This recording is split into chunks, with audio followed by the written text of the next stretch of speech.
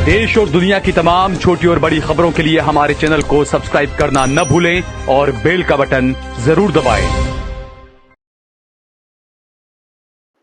नमस्कार दोस्तों, स्वागत है आपका देश लाइव में और आपके साथ मैं हूं आशिमा त्यागी। दोस्तों, कभी राम राज्य के सपने दिखाने वाली राजनीति अब राजा योगी का राज बन चुकी है, जहां कानून का धर्म और न्याय का तराजू सिर्फ एक चेहरे की मुस्कान पर झुक जाता है। उत्तर प्रदेश, जो कभी लोकतंत्र की नर्सरी कहा जाता था, अब ऐसा राज्य बन चुका है जहां योगी आदित्यनाथ के खिलाफ बोलना, लिखना या बस सवाल उठाना भी अपराध बन चुका है। फर्क सिर्फ इतना है कि पहले विरोध करने वाले विपक्षी हुआ करते थे, अब बीजेपी के अंदर से भी स्वर उठने लगे हैं। लेकिन नतीजा एक ही होता है, मुकदमे, लुकआउट नोटिस और जेल। आज हम इसी पर चर्चा करेंगे दोस्तों, लेकिन चर्चा में मैं आगे बढ़ूं उससे पहले आप लोगों से हमेशा की तरह अपील, इंसाफ की आवाज को बुलंद करने के लिए और सच्ची पत्रकारिता के लिए हमारा सहयोग करें। साथ ही डिस्क्रिप्शन में दिए गए लिंक को ओपन कर ज्वाइन बटन दबाकर आप हमसे यानी देश लाइव से सीधा जुड़ सकते हैं दोस्तों। तो दोस्तों, मुद्दा तो आपको समझ में आ गया होगा। पहली तस्वीर अमर उजाला की है जो आप अपने स्क्रीन पर देख रहे हैं। साल 2012 की ये तस्वीर, जब दो लोगों को सिर्फ योगी के खिलाफ पर्चा बांटने के आरोप में गिरफ्तार कर लिया गया। तब वो मुख्यमंत्री नहीं थे, यानी विरोध का अपराध तब भी अपराध था। दूसरी हेडलाइन हिंदुस्तान की है। अली अकबर नाम के युवक पर योगी को धमकी देने का आरोप और पुलिस ने सीधा लुकआउट नोटिस जारी कर दिया।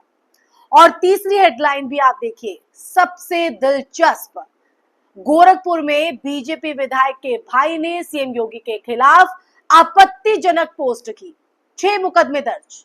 यानी पार्टी के भीतर से भी अगर किसी ने सवाल उठाया, किसी ने अपनी आवाज बुलंद की, तो वही पुलिस जो विपक्षियों को दबाने के लिए इस्तेमाल होती है, अब घर के भीतर भी उतर आई है। लेकिन दोस्तों, सवाल यही है कि क्या यही न्याय हर मामले में होता है? क्या यही सख्ती तब भी दिखती है जब मुख्यमंत्री के समर्थक किसी विपक्षी नेता या महिला पर गाली गलौज करते हैं? नहीं। जब इकरा हसन जैसी महिलाओं पर धार्मिक पहचान के आधार पर अशोभनीय अपशब्द टिप्पणियां की जाती है, तब यही पुलिस मौन क्यों हो जाती है? जब डिप्टी सीएम केशव प्रसाद मौर्य के खिलाफ या मुलायम सिंह यादव पर अमर्यादित शब्द कहे गए, तब कार्रवाई का पहिया क्यों थम गया? तब क्यों नहीं वो पहिया चला? क्यों नहीं हुए दर्ज जो मुकदमे हैं, वो क्यों नहीं दर्ज हुए मुकदमे? जब पुलिस यादव के चरित्र हनन वाली मीम्स वायरल की गई, क्यों नहीं चली कोई कार्रवाई? जब मायावती के खिलाफ अभद्रता की सारी सीमाएं लांघ दी गई, क्या जब इस प्रदेश का कानून व्यक्ति के खिलाफ नहीं बल्कि व्यक्ति विशेष की भावनाओं के हिसाब से चलता है क्या संविधान अब यश भारती की तरह किसी की मर्जी से दिए जाने वाला सम्मान बन चुका है क्या? ये तमाम वो सवाल हैं जो देश लाइव सत्ताधारियों से पूछ रहे हैं, राजनीतिक दलों से पूछते हैं। दरअसल ये पूरा मामला अगर देखें तो पूरा माहौल एक ऐसे राजतंत्र की तरह है जहां राजा के प्रति विरोध राजद्रोह समझा जाता है। अगर राजा खुश है तो सब आजाद है, और अगर राजा ना खुश है तो सब संदिग्ध हैं, शक के दायरे में। और यही वजह है कि आज यूपी की पुलिस लोकतंत्र की पुलिस नहीं रही, बल्कि राजनीतिक भावनाओं की सुरक्षा बल बन चुकी है। जब भी योगी के खिलाफ कोई टिप्पणी होती है तो पुलिस प्रशासन, आईटी सेल, यहां तक कि मंत्री तक हरकत में आ जाते हैं। मगर जब वही अपमान किसी अन्य नेता या नागरिक के हिस्से आता है तो चुप्पी एक संस्कार की तरह ओढ़ ली जाती है, उसे धारण कर लिया जाता है। वजह क्या है? मैंने आपको बताया। यानी अब्राहम लिंकन की परिभाषा, government of the people, by the people, for the people, इसको यूपी में नए स्वरूप में ढाला जा चुका है। Of Yogi Adityanath, by Yogi Adityanath, for Yogi Adityanath.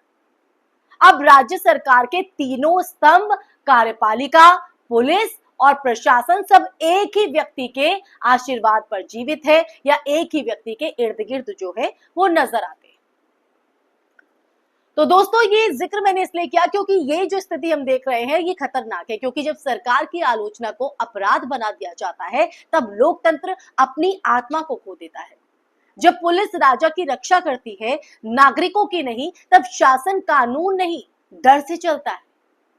और जब डर शासन का आधार बन जाता है तब समाज गूंगा, अंधा और बहरा हो जाता है।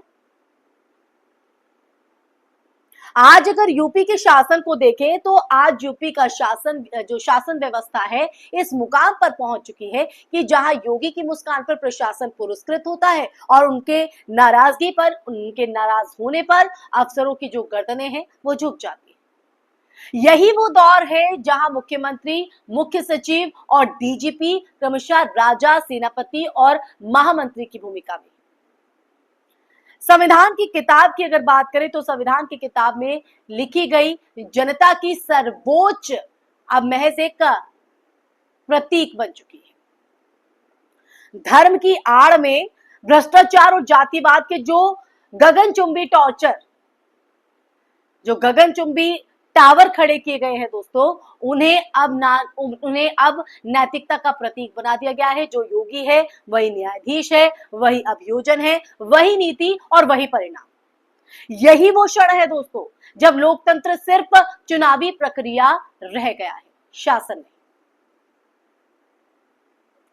राष्ट्रकवि दिनकर की कुछ पंक्तियां मुझे याद आ रही हैं। उन्होंने लिखा था कि समर शेष है नहीं पाप का भागी, केवल व्याध जो तटस्थ है समय लिखेगा उनके भी अपराध।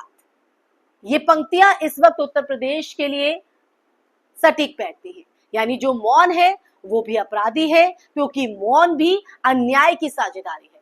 आज जब लोकतंत्र की रीढ़ टूट रही है दोस्तों, तब सिर्फ विरोधी नहीं, हर नागरिक की जिम्मेदारी है कि सवाल उठाए, क्योंकि अगर सवाल मर गए तो संविधान की अगर बात करें तो संविधान का क्या काम? संविधान की कब्र खुद जाएगी दोस्तों। अगर पुलिस जनता की नहीं सत्ता की हो गई है तो आने वाली पीढ़ियां पूछेंगी नहीं कि जब अन्याय बढ़ा तब हम सब क्यों चुप थे।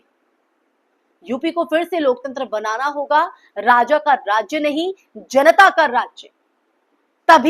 तभी ये धरती अपने नाम के अनुरूप होगी। उत्तर प्रदेश यानी उत्तर देने वाला प्रदेश, ना कि डर में जीने वाला प्रदेश। तो दोस्तों आज की चर्चा में मैं यही विराम लगाना चाहूंगी।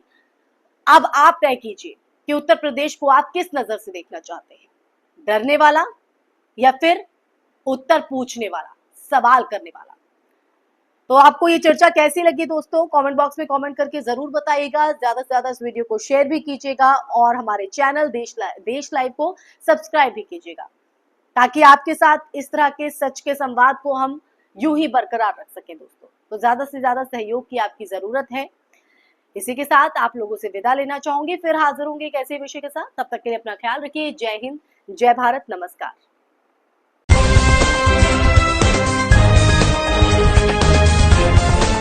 देश और दुनिया की तमाम छोटी और बड़ी खबरों के लिए हमारे चैनल को सब्सक्राइब करना न भूलें और बेल का बटन जरूर दबाएं।